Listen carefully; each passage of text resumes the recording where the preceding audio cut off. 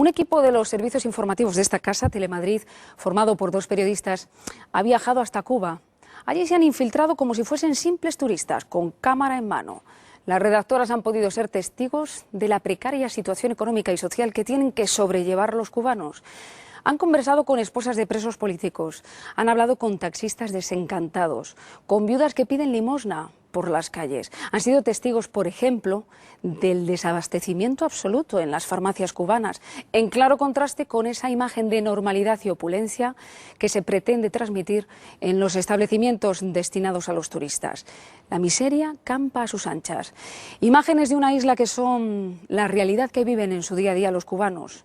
Y valga como referencia un dato: cuando se emita este reportaje, en estos 30 minutos, nuestras 2 periodistas igual no pueden regresar de por vida a la Cuba de los Castro. ¿Y esto le gusta a toda Cuba? Cuba, la decadente y romántica vieja Habana. Nada más poner un pie en la calle nos rodean. Nos lo habían avisado. Son los llamados jineteros. Uno de mis sueños es ir a España. Dicen que solo quieren conocer otras culturas, hacer amigos. Su verdadera intención: timar y cambiar pesos convertibles, la moneda turista, por pesos nacionales. Al cambio, por cada euro que le demos, recibiremos unos 5 céntimos. El resto, a su bolsillo. Apenas se puede dar un paso sin que alguien te ofrezca llevarte a alguna parte. Son taxis piratas, sin licencia del Estado. Hay muchas personas que tienen autos particulares que se ponen a buscar pasajes, ¿no? Incluso hay algunos que tienen autorizo. Pero es para montarnos a nosotros los cubanos, no para montar turistas. Los bajos sueldos cubanos están en el origen de la picaresca. Nuestro taxista no da crédito cuando le contamos cómo funcionan los taxis en España. No es igual que en España. No. Aquí nosotros vivimos un salario solamente. La empresa a mí me paga 200 y algo mensuales, de acuerdo a lo que recaudemos. Pero 200 y algo en el peso cubano nuestro. Para ver si usted se ubica. Sí. Que no es lo mismo. Es decir, que al mes yo vengo ganando unos 12 CUC solamente. Madre. Con eso no hay quien vive. Madre Son mía, 12 euros al mes, sueldo cerrado. Extraña ver tanta gente en la calle, parece un día de fiesta, y es que a muchos no les sale rentable trabajar. Da igual en qué se trabaje o las horas, el salario oficial es el mismo. Y esto no alcanza para vivir. Eso lo ha reconocido incluso el general Raúl Castro, el actual presidente. Lo ha dicho oficialmente. Un beso con achuchón incluido por un peso convertible. Con una docena de besos ganan el sueldo de un mes en un solo día. Esta anciana nos pide ropa.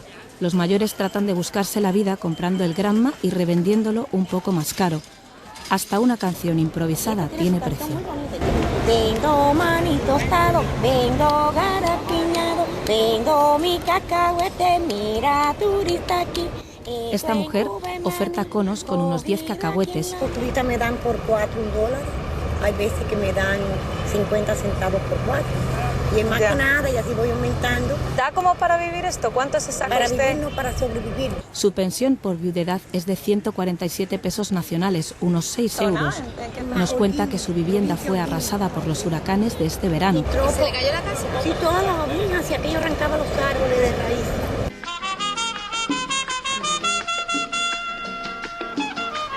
Gustav, Ike y Paloma dejaron la isla arrasada. Recorremos una tienda tras otra.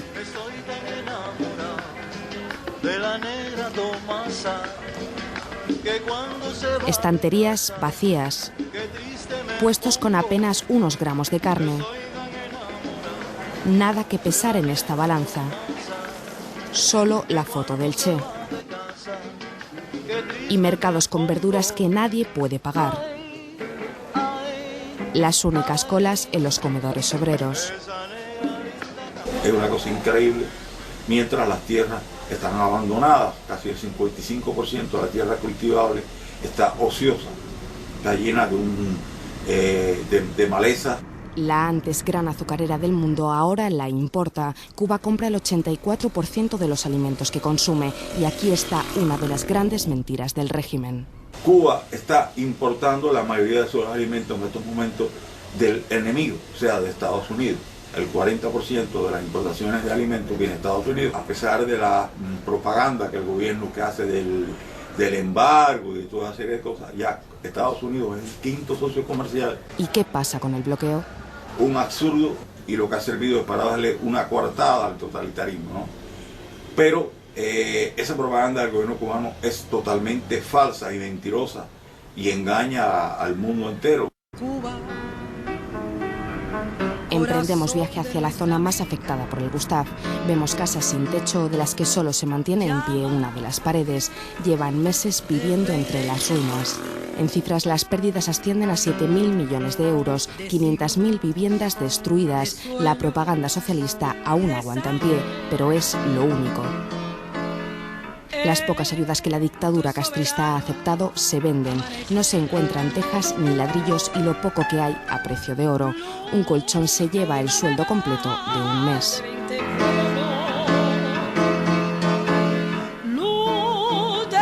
Llegamos a Pinar del Río. Buscamos a alguien, nos presentamos en su casa, es la única manera. Son personas vigiladas por sus vecinos. Elsa América González tiene a su marido, Víctor Rolando, en prisión. Mi esposo fue condenado a 26 años. 26 años, un hombre que en aquel momento tenía 54 años de edad, es cadena perpetua, sin haber cometido ningún delito. Sin haber tenido un arma, ni tan siquiera nada. Sus ideas, simplemente. Y valor para expresarlas y para defenderlas. Los presos políticos a veces son aislados en celdas de castigo. Cuando llegué, él había acabado de salir de casi 50 días en una celda, no ya de aislamiento, sino de castigo, que es mucho peor que una celda de aislamiento. Una celda de castigo, un hombre cabe en posición fetal, no tiene ni siquiera un colchón para dormir. Es una pequeña llave donde ahí se puede bañar y tomar el agua que consume, y un pequeño hueco donde hace sus necesidades, que se tapa para evitar las ratas. Rolando fue llevado a una cárcel en Guantánamo, a más de 1.200 kilómetros de su casa. Intentamos recorrer parte de ese trayecto que a veces solo se puede hacer montado en un camión. En el oeste, los destrozos del huracán se confunden con la pobreza. Lo que el viento ni la revolución se han llevado, la pobreza del pueblo. Es Oswaldo Payá quien habla, uno de los más fuertes opositores de la dictadura, impulsor del proyecto Varela, que pide un referéndum popular para que sean los propios cubanos los que decidan los cambios a realizar en la isla. Pregúntenle a los cubanos, pero no le pregunten sí o no sobre Fidel Castro, sobre socialismo, no. Pregúntenle si quieren vivir con derechos. Y eso es lo que hace el proyecto Varela. Pregunta si el pueblo quiere cambios en las leyes para que se garantice el derecho a hablar, el derecho a expresarse sin mirar para los lados, sin cerrar las ventanas cuando se habla en la sala de la propia casa, por miedo a que los vecinos nos escuchen. En 2002 y de nuevo en 2003 se hizo una petición a la Asamblea Nacional Cubana. Necesitaban recoger 10.000 firmas, pero lograron más del doble. La respuesta del régimen fue encarcelar a decenas de colaboradores. El régimen identifica el proyecto Varela como el peligro. ¿Por qué como el peligro? Porque, como decíamos, el régimen vive del miedo de las personas. Si los cubanos no tienen miedo, el régimen comunista no existe. El proyecto Varela está de nuevo en marcha. Recogen firmas mano a mano por todo el país en la clandestinidad. 9 personas invadieron mi casa para amenazarme, o sea, insultarme, hacer una descarga de odio y en la que hubo incluso amenazas de muerte. No sé, me dijeron así literalmente: en caso de cualquier peligro de que la revolución fracase, lo vas a pagar con tu vida. Solo unos días después el régimen detuvo a medio centenar de opositores. Entre ellos Minervo. Allanaron su casa y robaron miles de firmas. Mi madre vive en Miami y en una ocasión que vino de visita, pues la esperaron en el aeropuerto, la retuvieron por alrededor de 3 horas y después de registrarle todo, le empezaron a hablar muy mal de mí, de las cosas que yo hacía, que ella seguramente no era consciente de eso, y de que lo más probable es que yo terminara en la cárcel. El día que ella sale de regreso a Miami, pues la esperan otra vez en el aeropuerto y nuevamente lo hostigan y le preguntan, bueno, por fin convenció a su hijo. Su respuesta fue, obviamente no. Entonces le dijeron, bueno, pues entonces recaerá sobre usted lo que nosotros hagamos con él. Aquí se queda clara la entrañable transparencia de tu querida presencia, comandante Che Guevara. De vuelta a La Habana, a la Plaza de la Revolución, la tribuna mítica de los discursos de Fidel, hay que imaginarla rebosante de gente. Aquí, Raúl Castro, tras heredar el poder, anunció medidas liberalizadoras, como vender electrodomésticos, ordenadores y móviles.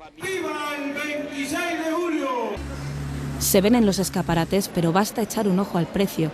Reproductor de DVD por 88 euros, televisor de 20 pulgadas por 809 euros. Pocos compran. ¿Quién puede permitírselo con un sueldo de 12 euros mensuales? Y sin embargo, esta estampa parece sacada de un país capitalista. Los que aquí compran son los nuevos ricos, guías turísticos ilegales que ganan en 2 horas lo que un ingeniero en una semana. No solo es el hambre, es también la ambición por alcanzar determinados bienes lo que lleva al cubano a sumergirse en la bolsa negra. La gente está obligada, por ejemplo, a corromperse, a robar en los centros de trabajo, a convertirse en pillos, a trabajar en la bolsa negra para sobrevivir en esta jungla que se ha convertido Cuba. Las mujeres de la limpieza roban el papel higiénico para revenderlo. Los auxiliares de hospitales venden leche destinada a pacientes. Los albañiles comercian con sacos de cemento. La dictadura ha recrudecido la persecución al mercado negro. Buscarse la vida es un delito que en Cuba te lleva a la cárcel. Casos de muchachas que transportan leche en polvo, unas libras, o sea, alrededor de llevadas a kilogramos, unos 13 kilogramos, que han sido aprendidas en la calle por la policía y por ese motivo enviadas a la cárcel para un año. Han llenado las cárceles cubanas de personas que muchas veces son personas decentes, ¿no? Un retrato de Fidel da la bienvenida a un cibercafé, el mismo Fidel que obliga a tener un permiso estatal para conectarse y censura muchas páginas. Una farmacia solo para cubanos, estanterías casi vacías. Como cada día, la farmacéutica mira la receta, niega con la cabeza y la devuelve al cliente. Hola, ¿ibuprofeno tiene? ¿No tiene? Nanay. ¿Y paracetamol? ¿Y paracetamol? Sí, pero es por receta médica. O sea que no os lo puede vender. Y ya nos vamos cuando nos tira la tableta con un gesto rápido. Pese a estar prohibido venderla sin receta, acepta nuestro dinero ni siquiera en pesos cubanos, sino en convertibles, la moneda turista. Los colegios médicos oficiales alertan sobre la falta de antibióticos o analgésicos, excepto en el mercado negro. Nosotras, turistas, podemos encontrarlos, pero en farmacias como esta, ubicada en uno de los hoteles más lujosos. Aquí sí hay de todo. Buenos días. Niña, la bolsa de 6 ahí, De repente la farmacia se llena de policías. Por un momento pensamos que han descubierto la cámara. La policía política desaloja el establecimiento para comprar medicinas. Uno custodia la entrada. El resto de clientes no parecen ni sorprendidos. Una vez salen, volvemos a comprar. Eso sí, por el mismo precio que en España cuesta una caja de paracetamol, aquí solo te dan una tableta suelta. Y vienen en dos, de 2 en 2.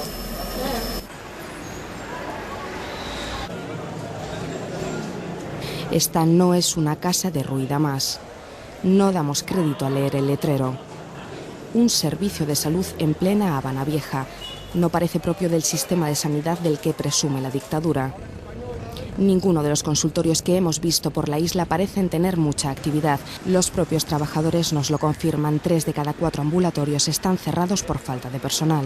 La atención médica como tal, en las postas médicas que han puesto, que es la atención primaria, se perdió porque tiene el gobierno más médicos en el extranjero, en Venezuela, en Arizona, en otros países, que lo que tiene aquí en este país. Se calcula que 8.000 médicos han salido del país. Los hospitales no están mejor. Los pacientes deben llevarlo todo, por ejemplo, los detergentes para lavar el baño, atascado porque no suele haber agua, o la almohada y un ventilador. Una persona va a ingresar desde la sábana que va a usar, la bata de casa, un cubo, un calentador para el agua caliente, sus alimentos, porque sí te dan alimento, pero los alimentos es pésimo. También gasas, algodón, jeringuillas, agujas para el suero, incluso hilo de sutura para el quirófano. Abandono mi casa, abandono mis hijos, por mi marido. Berta organizó una sentada en la Plaza de la Revolución precisamente para exigir atención médica para su esposo, el disidente encarcelado Ángel Moya.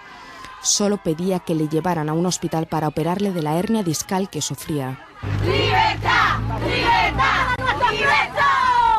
Berta forma parte de las Damas de Blanco, las mujeres de los 75 presos políticos encarcelados en la Primavera Negra de 2003 solo por disentir con la dictadura. Sus maridos nunca imaginaron de lo que serían capaces. Somos mujeres pacíficas, no somos políticas, somos mujeres que defendemos nuestra familia, nuestros derechos ciudadanos, nuestros derechos humanos. Lo primero que hace el gobierno a las familias de los presos es estrangularlas económicamente, dejarlas sin sustento, expulsarlas fulminantemente del trabajo. Yo era una alta funcionaria del Ministerio de Relaciones Exteriores, además, bueno, en ese trabajo viajaba mucho, que en Cuba prácticamente no se viaja. Me dijeron que yo estaba casada con un sujeto contrarrevolucionario. Ante tanta insistencia le pregunté qué quieren ustedes, que me divorcie de él, y me dijeron no, eso lo decides tú. Cada domingo acuden a la iglesia de Santa Rita y marchan por La Habana. Poco a poco la gente va superando el miedo y les da su apoyo. Nos plantean, sigan adelante, que tengan éxito. Pronto los tendrán en su casa, que Dios las bendiga. Pero el régimen las persigue, incluso con amenazas de cárcel. Nos insultan, nos plantean que se vayan, gusanas, váyanse del país. Nos ofenden incluso luego con palabras obscenas. En cada barrio un comité de defensa de la revolución. Vecinos que espían al disidente, se chivan al gobierno y que mandan turbas han llegado a sacarles a la calle y pegarles delante de sus familias. En los bajos del edificio ellos han creado, ahí se reúnen personas que dicen llenar fosforera, que arreglan relojes, pero están más pendientes del que entra y sale de la puerta de mi edificio que del trabajo que ellos tienen que realizar. Las condiciones en las cárceles son tales que los presos se autoagreden a sí mismos con tal de salir de allí y que les lleven a un hospital. Se inyectan petróleo en las extremidades, se inyectan orina, heces fecales, etc. En su desesperación por salir un tiempo, y algunos de ellos se han quedado hasta inválidos. El esposo de Laura relató el infierno que viven en prisión a base de papelitos que sacaba a escondidas y que su esposa ha recopilado en un libro. En él cuenta atrocidades como que a los presos les dejan caer al suelo desde cierta altura en un macabro rito que les provoca hemorragias internas. Cuando ya se lo iban a llevar, que me planteó, dice: Laura, no tienes de qué avergonzarte. No soy un asesino, no soy un violador, no soy un delincuente cualquiera. Sencillamente soy un hombre que tiene ideas diferentes y estoy dispuesto a asumirlo hasta las últimas consecuencias. Nos llevamos un mensaje. Pedir a las personas que puedan ver esto que no se olviden que estamos aquí, porque si el mundo se olvida de nosotros, mi esposo puede morir olvidado.